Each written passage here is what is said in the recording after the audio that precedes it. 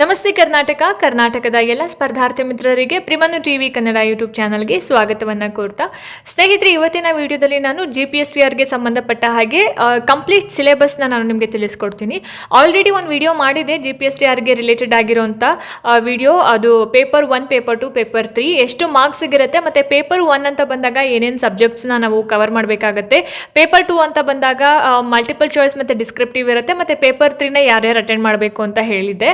But ನಾನಿಲ್ಲಿ paper 1 ಅಂತ ಬಂದಾಗ ಕೇವಲ ಸಾಮಾನ್ಯ ಕನ್ನಡ, ಸಾಮಾನ್ಯ ಇಂಗ್ಲೀಷ್, ಕಂಪ್ಯೂಟರ್ ಮತ್ತು ಕರೆಂಟ್ ಅಫೇರ್ಸ್, ಮತ್ತು ಮೆಂಟಲ್ ಎಬಿಲಿಟಿ ಇದಿಷ್ಟಿರುತ್ತೆ ಅಂತ ಹೇಳಿದೆ.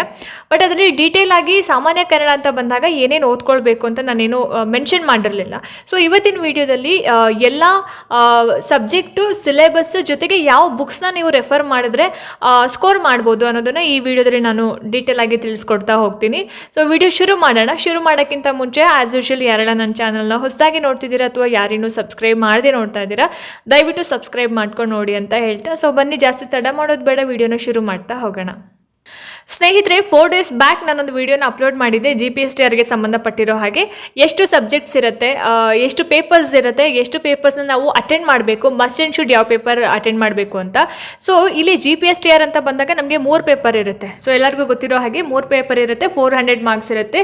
ಅದರಲ್ಲಿ ಪೇಪರ್ 1 ಅಂತ ಬಂದಾಗ ನೀವು ಮ್ಯಾಥ್ಸ್ ಟೀಚರ್ ಆಗಿರಲಿ, ಸೈನ್ಸ್ ಟೀಚರ್ ಆಗಿರಲಿ, ಇಂಗ್ಲೀಷ್, ಕನ್ನಡ, ಸೋಷಿಯಲ್ ಸೈನ್ಸ್, ನೀವು ಯಾವುದೇ ಸಬ್ಜೆಕ್ಟ್ನ ಟೀಚರ್ ಆಗಿದ್ರೂ ಕೂಡ GPSTR ಅಂತ ಬಂದಾಗ ಪೇಪರ್ 1 ನೀವು ಅಟೆಂಡ್ ಮಾಡಲೇಬೇಕಾಗುತ್ತೆ. ಸೊ ಈ ಪೇಪರ್ 1 ಅನ್ನೋದು ಎಲ್ರಿಗೂ ಇರತಕ್ಕಂಥ ಒಂದು ಕಾಮನ್ ಕ್ವೆಶನ್ ಪೇಪರ್, ಸಾಮಾನ್ಯ ಜ್ಞಾನ ಪತ್ರಿಕೆ. ಸೊ ಈ ಸಾಮಾನ್ಯ ಜ್ಞಾನ ಪತ್ರಿಕೆಯಲ್ಲಿ ನಿಮಗೆ ಸಾಮಾನ್ಯ ಕನ್ನಡ, ಸಾಮಾನ್ಯ ಇಂಗ್ಲೀಷ್, ಸಾಮಾನ್ಯ ಜ್ಞಾನ ಅಂದರೆ ಜನರಲ್ ನಾಲೆಡ್ಜ್, ಶೈಕ್ಷಣಿಕ ಮನೋವಿಜ್ಞಾನ, ಮಗುವಿನ ಬೆಳವಣಿಗೆ ಮತ್ತು ಬೋಧನಾಶಾಸ್ತ್ರ, ಆರೋಗ್ಯ ಮತ್ತು ಮೌಲ್ಯ ಶಿಕ್ಷಣ ಮತ್ತು ಗಣಕಯಂತ್ರ ಸಾಕ್ಷರತೆ, ಇಷ್ಟು ಟಾಪಿಕ್ಸ್ ಇರುತ್ತೆ ಪೇಪರ್ 1 ಅಂತ ಬಂದಾಗ. ಸೊ ಇಲ್ಲಿ ನಿಮಗೆ ಸಾಮಾನ್ಯ ಕನ್ನಡ ಅಂತ ಬಂದಾಗ ಏನೇನೆಲ್ಲ ಕೇಳ್ಬೋದು, ಏನೆಲ್ಲ ಕೇಳೋ ಚಾನ್ಸಸ್ ಇರುತ್ತೆ ಅನ್ನೋದು ತುಂಬ ಜನರಿಗೆ ಗೊತ್ತಿರಲ್ಲ. ಕನ್ನಡ ಅಂತ ಬಂದಾಗ ವ್ಯಾಕರಣ, ಸಮಾಸ, ಸಂಧಿಗಳು ಇಷ್ಟೇ ಓದ್ಕೊಂಡಿರ್ತೀರ. ಅದನ್ನು ಹೊರತುಪಡಿಸಿನೂ ಕೂಡ ಕೇಳುವಂತಹ ಚಾನ್ಸಸ್ ತುಂಬ ಇದೆ. ಇವಾಗ ಆಲ್ರೆಡಿ ನಿಮಗೆ ಹಿಂದೆ BDO ಮತ್ತು ವಿಲೇಜ್ ಅಕೌಂಟೆಂಟ್ ಪರೀಕ್ಷೆ ಬರೆದಿರೋರು ಗೊತ್ತೇ ಇರುತ್ತೆ. ಕಡ್ಡಾಯ ಕನ್ನಡ ಅಂತ ಬಂದಾಗ, ಸಾಮಾನ್ಯ ಕನ್ನಡ ಅಂತ ಬಂದಾಗ ಏನದ್ರ ಬಗ್ಗೆ ಪ್ರಶ್ನೆಗಳನ್ನ ಕೇಳ್ತಾರೆ ಅಂತ. ಸೊ ಇವಾಗ ನಾನು ನಿಮಗೆ ಡೀಟೇಲ್ ಆಗಿ ಹೇಳ್ತಾ ಹೋಗ್ತೀನಿ ನೋಡಿ. ಇಲ್ಲಿ ಸ್ನೇಹಿತರೆ, ಸಾಮಾನ್ಯ ಕನ್ನಡ ಪಠ್ಯಸೂಚಿಕ, ಸಾಮಾನ್ಯ ಕನ್ನಡ ಅಂತ ಬಂದಾಗ ನಿಮಗೆ ಅಲ್ಲಿ ಕನ್ನಡ ವರ್ಣಮಾಲೆ ಬಗ್ಗೆ ಕೇಳ್ತಾರೆ. ಕನ್ನಡ ವರ್ಣಮಾಲೆಯ ಬಗ್ಗೆ ನಿಮಗೆ ಡೀಟೇಲ್ ಆಗಿ ಗೊತ್ತಿರಬೇಕು. ಕನ್ನಡ ವರ್ಣಮಾಲೆಯಲ್ಲಿ ಇರ್ತಕ್ಕಂತಹ ಅಕ್ಷರಗಳ ಸಂಖ್ಯೆ ಎಷ್ಟು, ಸ್ವರಗಳು ಎಷ್ಟಿದ್ದಾವೆ, ದೀರ್ಘ ಸ್ವರ ಎಷ್ಟು, ಹ್ರಸ್ವ ಸ್ವರ ಎಷ್ಟಿದ್ದಾವೆ, ವ್ಯಂಜನಗಳು ಎಷ್ಟು, ಅವರ್ಗೀಯ ವ್ಯಂಜನಗಳು ಎಷ್ಟಿದ್ದಾವೆ, ಅನುನಾಸಿಕಗಳು ಎಷ್ಟು. ಸೊ ಇದೆಲ್ಲ ವ್ಯಂಜನಗಳ ಕನ್ನಡ ವರ್ಣಮಾಲೆ ಬಗ್ಗೆ ಡೀಪ್ ಆಗಿ ಕೇಳ್ತಕ್ಕಂಥ ಚಾನ್ಸಸ್ ತುಂಬ ಇದೆ. ಸೊ ಹಾಗಾಗಿ ವರ್ಣಮಾಲೆ ಬಗ್ಗೆ ನಿಮ್ಮ ಕಾನ್ಸಂಟ್ರೇಷನ್ ಜಾಸ್ತಿ ಕೊಡಿ. ಅದಾದಮೇಲೆ ಗುಣಿತಾಕ್ಷರ ಮತ್ತು ಸಂಯುಕ್ತಾಕ್ಷರಗಳಾಗಿರ್ಬೋದು, ಮತ್ತು ನಾಮಪದ, ಅದರ ಬಗೆಗಳು, ಸರ್ವನಾಮ, ಪ್ರಶ್ನಾರ್ಥಕ ಸರ್ವನಾಮ ಆಗಿರ್ಬೋದು, ಆತ್ಮಾರ್ಥಕ ಸರ್ವನಾಮ, ಭಾವನಾಮ, ಇದೆಲ್ಲವನ್ನು ಕೂಡ ಕೇಳ್ತಾರೆ.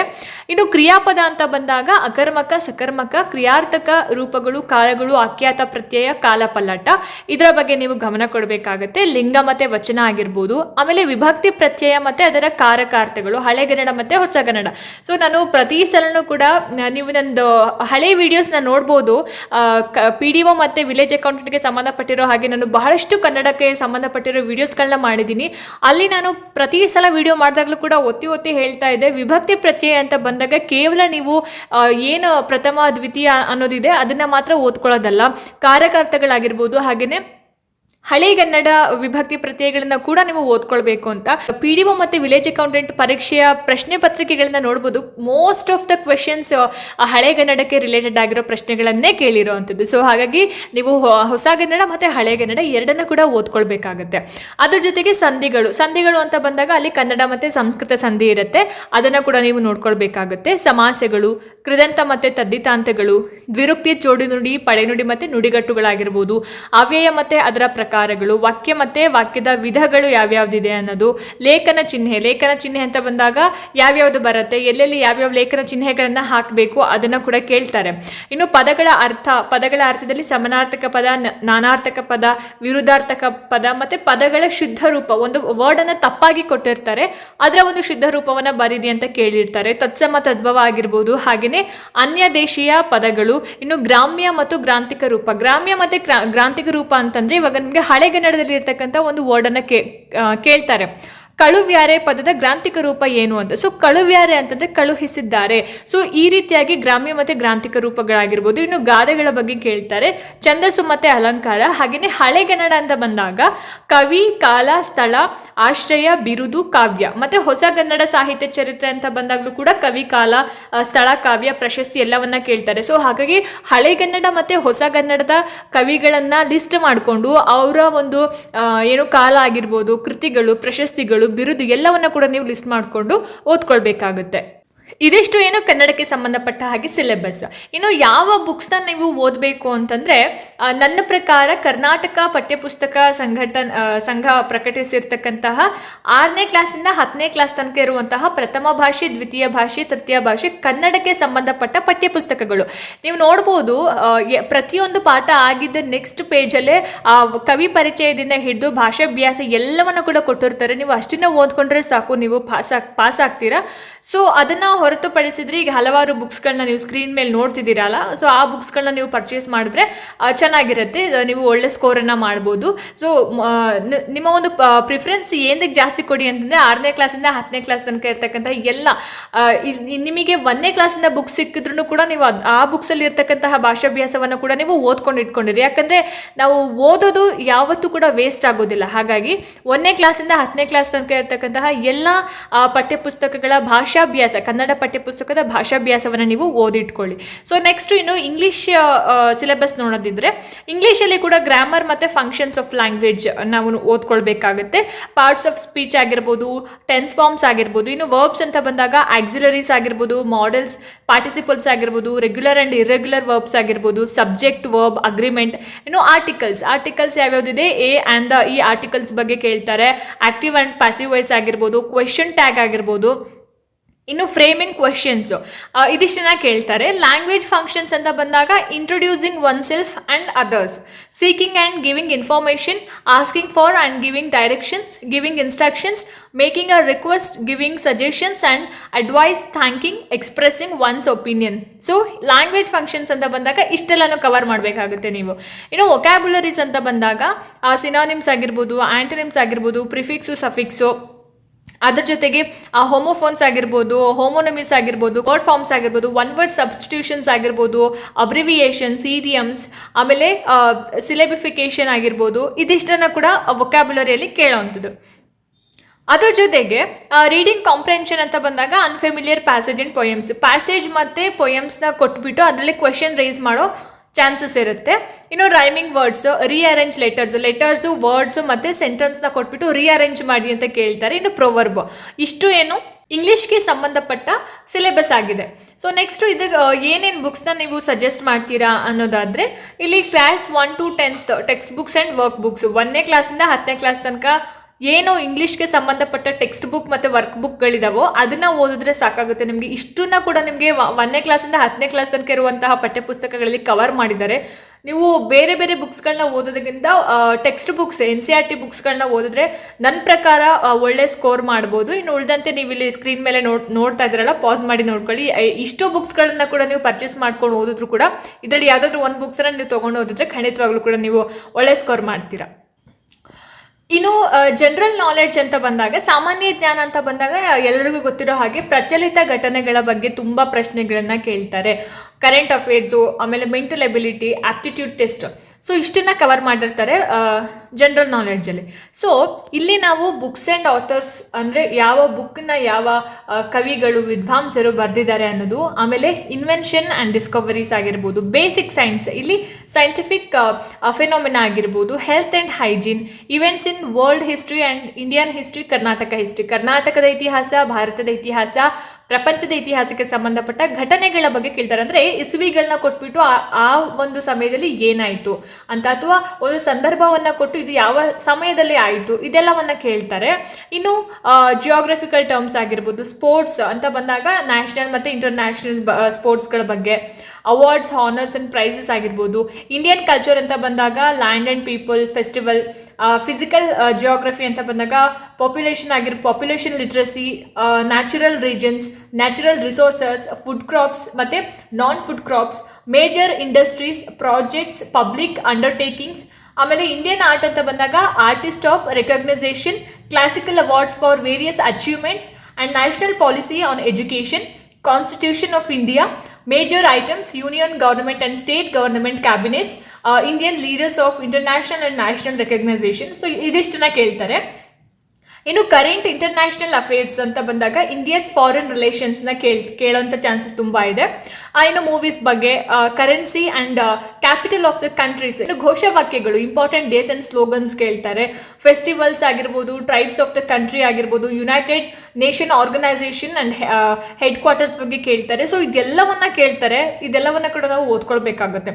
ಇನ್ನು ಮೆಂಟಲ್ ಎಬಿಲಿಟಿ ಅಂತ ಬಂದಾಗ ಸೀರೀಸ್ ಕಂಪ್ಲೀಷನ್, ನಂಬರ್ ಸೀರೀಸ್ ಆಗಿರ್ಬೋದು, ಆಮೇಲೆ ಐಡೆಂಟಿಫೈಯಿಂಗ್ ದ ರಾಂಗ್ ನಂಬರ್ ಆಗಿರ್ಬೋದು, ಆಲ್ಫಾಬೆಟ್ ಸೀರೀಸ್ ಆಗಿರ್ಬೋದು, ಲೆಟರ್ ಸೀರೀಸ್ ಬಗ್ಗೆ ಕೇಳ್ತಾರೆ. ಇನ್ನು coding and decoding, letter coding, number coding, substitution coding, mixed letter coding, mixed number coding, coding and decoding ಬಗ್ಗೆನೂ ಕೂಡ ನಾನು ವಿಡಿಯೋನ ಮಾಡಿದ್ದೀನಿ. ನೆಕ್ಸ್ಟ್ ಮೆಂಟಲ್ ಎಬಿಲಿಟಿಗೆ ಸಂಬಂಧಪಟ್ಟ ಬಹಳಷ್ಟು ವಿಡಿಯೋನ ನನ್ನ ಚಾನಲಲ್ಲಿ ಅಪ್ಲೋಡ್ ಮಾಡ್ತಾ ಇರ್ತೀನಿ, GPSTR ಹಾಗೆ HSTRಗೆ ಸಂಬಂಧಪಟ್ಟ ಹಾಗೆ. ಇನ್ನು ಬ್ಲಡ್ ರಿಲೇಷನ್ಸ್ ಅಂತ ಬಂದಾಗ ರಿಲೇಷನ್ ಪಜಲ್, ಕೋಡೆಡ್ ರಿಲೇಷನ್ಸ್. ಇನ್ನು ಡೈರೆಕ್ಷನ್ ಸೆನ್ಸ್ ಟೆಸ್ಟ್ ಅಂತ ಬಂದಾಗ situations on angles and directions, Pythagoras ಪ್ರಮೇಯ ನಮಗೆ ತುಂಬ ಇಂಪಾರ್ಟೆಂಟ್ ಆಗುತ್ತೆ ಡೈರೆಕ್ಷನ್ಸ್ ಅಂತ ಬಂದಾಗ. ಇನ್ನು ranking in row and columns, ಆಮೇಲೆ ಲಾಜಿಕಲ್ ವೆನ್ ಡಯಾಗ್ರಾಮ್ಸ್ ಇದರಲ್ಲಿ ಇಂಪಾರ್ಟೆಂಟ್ ಆಗುತ್ತೆ. ಸೊ ಇದೆಲ್ಲವೂ ಕೂಡ ಏನಕ್ಕೆ ಬರುತ್ತೆ, ಮೆಂಟಲ್ ಎಬಿಲಿಟಿಗೆ ಬರೋ ಅಂಥದ್ದು. ಸೊ ನೆಕ್ಸ್ಟು ಸೈಕಾಲಜಿ, ಶೈಕ್ಷಣಿಕ ಮನೋವಿಜ್ಞಾನ, ಮಗುವಿನ ಅಭಿವೃದ್ಧಿ ಮತ್ತು ಬೋಧನಾಶಾಸ್ತ್ರ ಅಂತ ಬಂದಾಗ ಶೈಕ್ಷಣಿಕ ಮನೋವಿಜ್ಞಾನ, ಅದರ ವಿಕಾಸ ಮತ್ತು ಬೋಧನಾಶಾಸ್ತ್ರ. ಶೈಕ್ಷಣಿಕ ಮನೋವಿಜ್ಞಾನದ ಅರ್ಥ, ಸ್ವರೂಪ ಮತ್ತು ಅದರ ಒಂದು ಅಗತ್ಯ ಆಗಿರ್ಬೋದು. ಹಾಗೆ ವಿಧಾನಗಳು ಅಂತ ಬಂದಾಗ ವೀಕ್ಷಣೆ, ವ್ಯಕ್ತಿ ಅಧ್ಯಯನ, ಪ್ರಾಯೋಗಿಕ ಮತ್ತು ಆತ್ಮಾವಲೋಕನದ ಹಂತಗಳು, ಅದರ ಒಂದು ಪರಿಣಾಮಗಳಾಗಿರ್ಬೋದು. ಬೆಳವಣಿಗೆ ಮತ್ತು ವಿಕಾಸ, ವೈಯಕ್ತಿಕ ಅಭಿವೃದ್ಧಿಯ ಅರ್ಥ, ತತ್ವಗಳು ಮತ್ತು ಅದರ ಆಯಾಮಗಳು ಏನೇನಿದ್ದಾವೆ ಅಂತ. ಇನ್ನು ಬೆಳವಣಿಗೆಯ ಹಂತಗಳು ಅಂತ ಬಂದಾಗ ದೈಹಿಕ, ಬೌದ್ಧಿಕ, ಭಾಷೆ, ಸಾಮಾಜಿಕ, ಭಾವನಾತ್ಮಕ ಅಂಶಗಳು. ಇನ್ನು ನೆಕ್ಸ್ಟ್ ಶೈಶವಾವಸ್ಥೆಯಿಂದ ಹದಿಹರೆಯದವರೆಗೆ ಬೆಳವಣಿಗೆ ಪ್ರಯತ್ನಗಳ ಹಂತಗಳು ಆಗಿರ್ಬೋದು. ಇನ್ನು ಬಾಲ್ಯಾವಸ್ಥೆ, ಅದರ ಒಂದು ಅರ್ಥ ಮತ್ತು ಗುಣಲಕ್ಷಣ, ಮಕ್ಕಳ ಬೆಳವಣಿಗೆನಲ್ಲಿ ಭೌತಿಕ, ಮಾನಸಿಕ, ಸಾಮಾಜಿಕ ಮತ್ತು ಸಂವೇಗಾತ್ಮಕ ಬೆಳವಣಿಗೆ ಯಾವ ರೀತಿ ಆಗುತ್ತೆ ಅಂತಕ್ಕಂಥದ್ದು. ಸೊ ಇನ್ನು ಬಹಳಷ್ಟು ಟಾಪಿಕ್ಸ್ಗಳನ್ನ ನಾವು ನೋಡ್ತಾ ಹೋಗ್ತೀವಿ. ಕಲಿಕೆ, ಅದರ ಅರ್ಥ ಮತ್ತು ಕಲಿಕಾ ಲಕ್ಷಣಗಳು, ಕಲಿಕೆ ಮೇಲೆ ಪ್ರಭಾವ ಬೀರ್ತಕ್ಕಂತಹ ಅಂಶಗಳಾಗಿರ್ಬೋದು, ಕಲಿಕಾ ಸಿದ್ಧಾಂತಗಳು, ಆಮೇಲೆ ಕಲಿಯುವವ ಮತ್ತು ಕಲಿಕೆ ಅಂದರೆ ಇಲ್ಲಿ ಕಲಿಕಾ ಶೈಲಿ ಆಗಿರುತ್ತೆ. 21ನೇ ಶತಮಾನದ ಕಲಿಕಾ ಕೌಶಲ್ಯ, ಸೃಜನಾತ್ಮಕ ಯೋಜನೆ, ಸಂವಹನಾತ್ಮಕ ಮತ್ತು ಸಹಯೋಗಿ ಸಹಕಾರ ಕೌಶಲ್ಯಗಳು, ಇದೆಲ್ಲವೂ ಕೂಡ ಈ ಟಾಪಿಕಲ್ಲಿ ಬರುವಂಥದ್ದು. ಇನ್ನು ಕಲಿಕಾ ವಲಯಗಳು ಅಂತ ಬಂದಾಗ ಹರೋಯಿನ್ ಆ್ಯಂಡರ್ಸನ್ಸ್ ಪ್ರಕಾರ ಜ್ಞಾನಾತ್ಮಕ, ಭಾವನಾತ್ಮಕ ಮತ್ತು ಮನೋಕ್ರಿಯಾಜನ್ಯ ವಲಯ ಇದು ಬರುತ್ತೆ ಕಲಿಕಾ ವಲಯಗಳಲ್ಲಿ. ಇನ್ನು ಕಲಿಕೆಯಲ್ಲಿ ಅನ್ವೇಷಣೆ, ಇನ್ನು ರಚನಾತ್ಮಕತೆ ಮತ್ತು ವೈಗೋಟ್ಸ್ಕಿ ಅವರ ಸಾಮಾಜಿಕ ಸಾಂಸ್ಕೃತಿಕ ರಚನಾತ್ಮಕತೆ ಬರುತ್ತೆ ಇಲ್ಲಿ ಈ ಒಂದು ಟಾಪಿಕಲ್ಲಿ. ಸಹಾಯಕ ಕಲಿಕಾ ಸಾಮೀಪ್ಯ ವಲಯ, 5E ಮಾದರಿ, 5E ಮಾಡೆಲ್ ಇದನ್ನ ಕೂಡ ಕೇಳ್ತಾರೆ. ಭೌತಿಕ ಮನೋವಿಜ್ಞಾನ ಅಂತ ಬಂದಾಗ ಪಿಯಾಜೆಯವರ ಪ್ರಕಾರ ಜ್ಞಾನಾತ್ಮಕ ಬೆಳವಣಿಗೆ ಏನಿರುತ್ತೆ ಅನ್ನೋದನ್ನ ನಾವು ಕವರ್ ಮಾಡಬೇಕು. ಇಷ್ಟು ಟಾಪಿಕ್ಸ್ಗಳು ಏನು ಸೈಕಾಲಜಿಗೆ ಸಂಬಂಧಪಟ್ಟ ಹಾಗೆ ನಾವು ಕವರ್ ಮಾಡಬೇಕಾಗತ್ತೆ. ಅದ್ರ ಜೊತೆಗೆ ವಿಶೇಷ ಗಮನ ನೀಡಬೇಕಾದಂತಹ ಮಕ್ಕಳ ಬಗ್ಗೆ ವೈಯಕ್ತಿಕ ವ್ಯತ್ಯಾಸ, ವ್ಯಕ್ತಿತ್ವ, ಮೌಲ್ಯಮಾಪನ ಅಂದರೆ ಏನು, ಸಾಧನ ಪರೀಕ್ಷೆಗಳು, ವಸ್ತುನಿಷ್ಠ ಪರೀಕ್ಷೆಗಳಾಗಿರ್ಬೋದು, ನಿರಂತರ ಮತ್ತು ಸಮಗ್ರ ಮೌಲ್ಯಮಾಪನ, ನೈದಾನಿಕ ಪರೀಕ್ಷೆ, ಮೌಲ್ಯಮಾಪನದಲ್ಲಿ ಎಷ್ಟು ವಿಧಗಳಿವೆ, ಹಾಗೆಯೇ ಮೌಲ್ಯೀಕರಿಸ್ತಕ್ಕಂತಹ ಕ್ಷೇತ್ರಗಳು, ಸಂಖ್ಯಾಶಾಸ್ತ್ರ, ಇನ್ನು ಪರಿಣಾಮಕಾರಿ ಬೋಧನೆ, ಅದರ ಒಂದು ಘಟಕಾಂಶಗಳಾಗಿರ್ಬೋದು, ಪರಿಣಾಮಕಾರಿ ಬೋಧನೆಯ ನಿಯತಾಂಕಗಳು, ಬೋಧನಾ ಕೌಶಲ ಆಗಿರ್ಬೋದು, ಬೋಧನಾ ತತ್ವಗಳು, ಪ್ರಾಯೋಗಿಕ ಕಲಿಕೆ, ಇನ್ನು ಸಹಕಾರ ಕಲಿಕೆ, ಸಂಘಟನಾತ್ಮಕ ಕಲಿಕೆ. ಇಷ್ಟು ಟಾಪಿಕ್ಗಳನ್ನು ನಾವು ಸೈಕಾಲಜಿಯಲ್ಲಿ ಕವರ್ ಮಾಡಲೇಬೇಕಾಗುತ್ತೆ. ಯಾಕಂದರೆ ಸೈಕಾಲಜಿಯಲ್ಲಿ ಎಷ್ಟು 30 to 50 ಮಾರ್ಕ್ಸಿಗೆ ಕೇಳ್ತಕ್ಕಂತಹ ಚಾನ್ಸಸ್ ಇದೆ. ಸೊ ಹಾಗಾಗಿ ಇನ್ನು ಸೈಕಾಲಜಿಗೆ ಸಂಬಂಧಪಟ್ಟ ಹಾಗೆ ಯಾವ್ಯಾವ ಬುಕ್ಸ್ನ ಓದಬೇಕು ಅಂತ ಅಂದ್ಬಿಟ್ಟು ಇಲ್ಲಿ ಲಿಸ್ಟ್ ಕೊಟ್ಟಿದ್ದಾರೆ ನೋಡಿ, ನೀವು ಇದನ್ನು ಓದ್ಕೊಳ್ಬೋದು. ಅದರ ಜೊತೆಗೆ ನನ್ನ ಪ್ರಕಾರ ವಾಮದೇವಪ್ಪನವರು ಬರೆದಿರುವಂತಹ ಶೈಕ್ಷಣಿಕ ಮನೋವಿಜ್ಞಾನಗಳು, ಆ ಒಂದು ಬುಕ್ ಮತ್ತು ಪ್ರಶ್ನಕೋಶಗಳು, ಬುಕ್ಸ್ ಮತ್ತು ಥಿಯರಿ ಮತ್ತು ಪ್ರಶ್ನಕೋಶ ಎರಡನ್ನೂ ಕೂಡ ಬರೆದಿದ್ದಾರೆ ವಾಮದೇವಪ್ಪ. ಸೊ ಇದನ್ನು ನೀವು ಹುಡುಕಿದ್ರೆ ಖಂಡಿತವಾಗ್ಲೂ ಸಿಗುತ್ತೆ. ಇದು ಆ ಬುಕ್ ನನ್ನ ಪ್ರಕಾರ ಬೆಸ್ಟ್. ಯಾಕಂದರೆ ನಾನು TET ಬರೀಬೇಕಾದ್ರೂ ಕೂಡ ನಾನು ಅದೇ ಬುಕ್ನ ರೆಫರ್ ಮಾಡಿದ್ದು ಸೈಕಾಲಜಿಗೆ ಸಂಬಂಧಪಟ್ಟಿರೋ ಹಾಗೆ. ಸೊ ನಾನು ಫಸ್ಟ್ ಅಟೆಂಪ್ಟಲ್ಲೇ 100+ ಸ್ಕೋರ್ ಮಾಡಿದ್ದೆ. ಸೈಕಾಲಜಿಗೆ ಸಂಬಂಧಪಟ್ಟಿರುವಂತೆ ವಾಮದೇವಪ್ಪನವರ ಬುಕ್ ಬಹಳ ಒಳ್ಳೆಯ ಬುಕ್. ಸೊ ನಾನು ಅದನ್ನೇ ಸಜೆಸ್ಟ್ ಮಾಡ್ತೀನಿ. ಸೊ ನೆಕ್ಸ್ಟ್ ಮುಂದುವರೆದಂತೆ ಆರೋಗ್ಯ ಮತ್ತು ಮೌಲ್ಯ ಶಿಕ್ಷಣ ಅಂತ ಬಂದಾಗ ಆರೋಗ್ಯ ಮತ್ತೆ ರೋಗ ಅದರಲ್ಲಿ ಆರೋಗ್ಯ ಪದ್ಧತಿ ಆಗಿರ್ಬೋದು, ಸಾಂಕ್ರಾಮಿಕ ರೋಗಗಳು ಅದನ್ನ ಹೇಗೆ ತಡೆಗಟ್ಟೋದು ಮತ್ತೆ ನಿಯಂತ್ರಣದಲ್ಲಿ ಇಡೋದು, ಇನ್ನು ಸಾಂಕ್ರಾಮಿಕವಲ್ಲದೆ ಇರುವಂತಹ ರೋಗಗಳು, ಜೀವನ ಶೈಲಿಯ ರೋಗಗಳು, ಮಾನಸಿಕ ಆರೋಗ್ಯ ರೋಗಗಳಾಗಿರ್ಬೋದು ಅದನ್ನ ಹೇಗೆ ತಡೆಗಟ್ಟೋದು ಮತ್ತೆ ಅದಕ್ಕೆ ಏನೇನು ಚಿಕಿತ್ಸೆಗಳನ್ನ ನಾವು ಕೊಡಬಹುದು ಅನ್ನೋದು.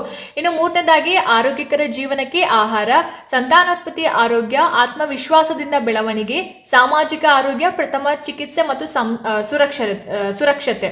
ಸೊ ಇದಿಷ್ಟು ಟಾಪಿಕ್ಸ್ಗಳು ಏನರಲ್ಲಿ ಬರುತ್ತೆ ಆರೋಗ್ಯ ಮತ್ತು ಮೌಲ್ಯ ಶಿಕ್ಷಣ ಇದಕ್ಕೆ ಬರುವಂಥದ್ದು. ಇನ್ನು ಮೌಲ್ಯ ಶಿಕ್ಷಣ ಅಂತ ಬಂದಾಗ ಒಳ್ಳೆತನದ ಸಿದ್ಧಾಂತಗಳು, ಆಂತರಿಕ ಮತ್ತೆ ಬಾಹ್ಯ ಉತ್ತಮ ಒಳ್ಳೆತನ ಆಗಿರ್ಬೋದು, ನೈತಿಕ ಬಹುತ್ವ ಆಗಿರ್ಬೋದು, ನೈತಿಕ ಗುಣಗಳು ಮತ್ತೆ ಆತ್ಮವಿಕಾಸ ಆಗಿರ್ಬೋದು, ಮಾನವ ನಡವಳಿಕೆಯ ನಿಯಮಗಳು ಮತ್ತೆ ತತ್ವಗಳಾಗಿರ್ಬೋದು, ನಡವಳಿಕೆಯ ಸಿದ್ಧಾಂತಗಳು ಅಂತ ಬಂದಾಗ ಸಾರ್ವತ್ರಿಕತೆ, ವೈಚಾರಿಕತೆ ಮತ್ತೆ ನೈತಿಕತೆ ಬರುತ್ತೆ. ಇನ್ನು ಸಾಮಾನ್ಯ ಉತ್ತಮ ಸಿದ್ಧಾಂತ. ಇನ್ನು ಐದನೇದಾಗಿ ಮಾನವ ನಡವಳಿಕೆಯ ಕಾರಣಗಳು ಮತ್ತೆ ಭಾವನೆಗಳು ಯಾವ ರೀತಿ ಇರುತ್ತೆ ಅನ್ನೋದು. ಆರನೇದಾಗಿ ಸ್ವಚಾರಿತ್ಯ ಮತ್ತೆ ವ್ಯಕ್ತಿತ್ವ. ಸ್ವಚಾರಿತ್ಯ ಮತ್ತೆ ವ್ಯಕ್ತಿತ್ವ ಇದ್ರ ಬಗ್ಗೆ ನಾವು ತಿಳ್ಕೊಳ್ಬೇಕಾಗುತ್ತೆ. ವ್ಯಕ್ತಿತ್ವದ ಮಾದರಿಗಳು, ಮೌಲ್ಯಗಳು ಮತ್ತೆ ಸುಸ್ಥಿರ ಅಭಿವೃದ್ಧಿಯ ಮೌಲ್ಯಗಳು ಅನ್ನೋದು ಈ ಒಂದು ಟಾಪಿಕ್ನಲ್ಲಿ ಕವರ್ ಮಾಡ್ಬೋದು ನಾವು. ಸೊ ಇದಿಷ್ಟು ಆರೋಗ್ಯ ಮತ್ತು ಮೌಲ್ಯ ಶಿಕ್ಷಣಕ್ಕೆ ಸಂಬಂಧಪಟ್ಟ ಹಾಗೆ. ಇನ್ನು ಕಂಪ್ಯೂಟರ್, ಗಣಕಯಂತ್ರ ಸಾಕ್ಷರತೆ ಅಂತ ಬಂದಾಗ ಕಂಪ್ಯೂಟರ್ನ ಒಂದು ಪರಿಚಯ, introduction to computer, what is computer, ಆಮೇಲೆ ಬೇಸಿಕ್ ಅಪ್ಲಿಕೇಶನ್ಸ್ ಆಫ್ ಕಂಪ್ಯೂಟರ್ ಆಗಿರ್ಬೋದು, computer memory and memory devices ಆಗಿರ್ಬೋದು, ಇನ್ನು ಇಂಟ್ರೊಡಕ್ಷನ್ ಟು ಆಪರೇಟಿಂಗ್ ಸಿಸ್ಟಮ್ ಅಲ್ಲಿ ಏನೇನು ಬರುತ್ತೆ, ಆಮೇಲೆ ಮೂರನೇದಾಗಿ ಅಪ್ಲಿಕೇಶನ್ ಸಾಫ್ಟ್ವೇರ್ ಆಗಿರ್ಬೋದು, ನಾಲ್ಕನೇದಾಗಿ ಇಂಟರ್ನೆಟ್ ಅಪ್ಲಿಕೇಶನ್ಸ್ ಆಗಿರ್ಬೋದು, ನುಡಿ ಸಾಫ್ಟ್ವೇರ್ ಆಗಿರ್ಬೋದು, ಇನ್ನು ಆರನೇದಾಗಿ ಡಿಜಿಟಲ್ ರೆಪಾಸಿಟರೀಸ್ ಆಗಿರ್ಬೋದು, ಕರ್ನಾಟಕ ಸ್ಟೇಟ್ ಗವರ್ನಮೆಂಟ್ ಪ್ರಾಜೆಕ್ಟ್ಸ್ ಆಗಿರ್ಬೋದು. ಸೊ ಇದೆಲ್ಲವೂ ಕೂಡ ಏನರಲ್ಲಿ ಬರುತ್ತೆ ಗಣಕಯಂತ್ರ ಸಾಕ್ಷರತೆಗೆ ಬರುವಂಥದ್ದು. ಸೊ ಇದಕ್ಕೆ ಬೆಸ್ಟ್ ಬುಕ್ಸ್ ನೋಡಿ, ಇಲ್ಲಿ computer science text book first PUC ಮತ್ತು ಸೆಕೆಂಡ್ PUC ಅಂತ ಕೊಟ್ಟಿದ್ದಾರೆ. ಸೊ ನನ್ನ ಪ್ರಕಾರ ಕಂಪ್ಯೂಟರ್ಗೆ ಸಂಬಂಧಪಟ್ಟ ಹಾಗೆ ಗುರುರಾಜ್ ಬುಲ್ಬುಲೆ ಅವರು ಬರೆದಿರುವಂತಹ ಚಾಣಕ್ಯ ಕರಿಯರ್ ಅಕಾಡೆಮಿ ಆ ಒಂದು ಕಂಪ್ಯೂಟರ್ ಬುಕ್ ನನ್ನ ಪ್ರಕಾರ ಬೆಸ್ಟ್ ಬುಕ್ ಅನ್ಸುತ್ತೆ. ಯಾಕಂತಂದ್ರೆ ಅಲ್ಲಿ ಫಸ್ಟ್ ಚಾಪ್ಟರ್ ಇಂದ ಲಾಸ್ಟ್ ಚಾಪ್ಟರ್ ತನಕ ಎಲ್ಲವನ್ನ ಕವರ್ ಮಾಡಿದ್ದಾರೆ. ಜೊತೆಗೆ ಪ್ರೀವಿಯಸ್ ಇಯರ್ ಕ್ವೆಶನ್ ಪೇಪರ್ನ ಕೂಡ ಅಲ್ಲಿ ಒಂದು 7-8 ವರ್ಷದ ಕ್ವೆಶನ್ ಪೇಪರ್ನ ಕೂಡ ಅಲ್ಲಿ ಕೊಟ್ಟಿದ್ದಾರೆ. ಸೊ ನನ್ನ ಪ್ರಕಾರ ಗುರುರಾಜ್ ಬುಲ್ಬುಲೆ ಅವರು ಬರೆದಿರುವಂತಹ ಕಂಪ್ಯೂಟರ್ ಬುಕ್ ಬೆಸ್ಟ್ ಅಂತ ಅನ್ಸುತ್ತೆ. ಸಾಧ್ಯ ಆದರೆ ಅದನ್ನು ಪರ್ಚೇಸ್ ಮಾಡಿ. ಸೊ ಇದಿಷ್ಟು ಏನು ನಿಮ್ಮ GPSTR ಪೇಪರ್ 1ಗೆ ಸಂಬಂಧಪಟ್ಟ ಹಾಗೆ ಸಿಲೆಬಸ್ ಆಗಿತ್ತು. ಸೊ ಈ ವಿಡಿಯೋ ನಿಮಗೆ ಇಷ್ಟ ಆಗಿದೆ, ಅನುಕೂಲ ಆಗಿದೆ ಅಂತ ಭಾವಿಸ್ತೀನಿ. ಇಷ್ಟ ಆಯಿತು ಅಂತಂದರೆ ದಯವಿಟ್ಟು ಲೈಕ್ ಮಾಡಿ, ನಿಮ್ಮ ಎಲ್ಲ ಸ್ನೇಹಿತರಿಗೂ ಕೂಡ ಶೇರ್ ಮಾಡಿ. ಜೊತೆಗೆ ಸಬ್ಸ್ಕ್ರೈಬ್ ಮಾಡೋದನ್ನು ದಯವಿಟ್ಟು ಮರಿಬೇಡಿ. ಇದೇ ರೀತಿ ಹೆಚ್ಚಿನ ವೀಡಿಯೋಸ್ಗಳಿಗೆ ನಿರಂತರವಾಗಿ ನನ್ನ ಚಾನಲ್ನ ನೋಡ್ತಾ ಇರಿ. ಮುಂದಿನ ವೀಡಿಯೋಸ್ಗಳಲ್ಲಿ ನಾನು ನಿಮಗೆ ಸಿಗ್ತೀನಿ. ಅಲ್ಲಿ ತನಕ ಎಲ್ರಿಗೂ ನಮಸ್ಕಾರ.